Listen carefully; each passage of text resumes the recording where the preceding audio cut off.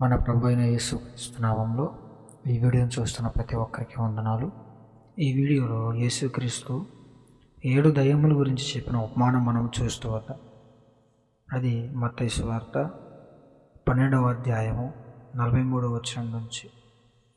అపవిత్రాత్మ ఒక మనిషిని వదిలిపోయిన తర్వాత అది విశ్రాంతి వెతుకుచు నీరు లేని చోట్ల తిరుగుచుండను. విశ్రాంతి దొరికినందున నేను వదిలిచ్చిన నా ఇంటిని తిరిగి వెళుదననుకొని వచ్చి ఆ ఇంట ఎవరనూ లేక అది ఊడ్చి అమర్చి ఉంట చూచి వెళ్ళి తనకంటే చెడ్డవైన మరి 7 దయ్యములను వెంట పట్టుకొని వచ్చును. అవి దానిలో ప్రవేశించి అక్కడనే కాపురం ఉండను. అందుచేత మనుష్యుని కడపడి స్థితి మొదటి స్థితి కంటే చెడ్డదగును. అలాగే ఈ దుష్టతరము వారికి సంభవించాడని.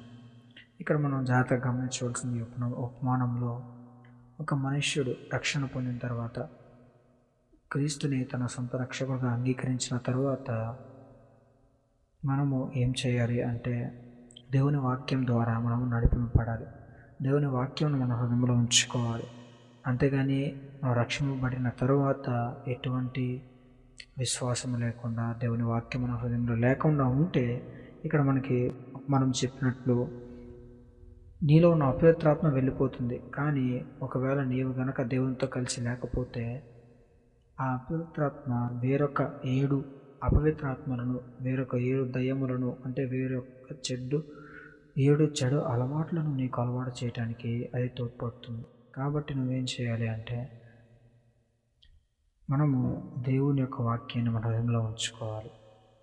ఉదయకాలం ముందు లేచి దేవుని ప్రార్థిస్తూ, దేవుని కృతజ్ఞతాస్తుతులు చెల్లించుకుంటూ, రాత్రి కాలం ముందు పడుకునే ముందు దేవుని స్తుతిస్తూ, అన్ని వేళల యందు ఆయనకు స్తుతి చెల్లించుచూ ఉండాలి. అలానే ఆయన వాక్యం మనం ధ్యానించి కూడా మన సంగతులను మనం తెలుసుకోవాలి. ప్రకటన గ్రంథము 3వ అధ్యాయము 21వ వచనం మనము చూస్తూ వస్తే, ఇదిగో నేను తలుపు వద్ద నిలిచి ఉండి తట్టుచున్నాను. ఎవడైనాను నా స్వరము విని తలుపు తీసిన యెడల నేను అతని యొద్దకు వచ్చి అతనితో, నేనును నాతో కూడా అతను భోజనం చేయుదును. అంటే ఇక్కడ మనం చెప్తుంది, యేసుక్రీస్తు గారు మనం చెప్తుంది ఏంటి అంటే, ఒకవేళ నువ్వు రక్షింపబడి ఉంటే ఒకటి జ్ఞాపకం ఉంచుకో.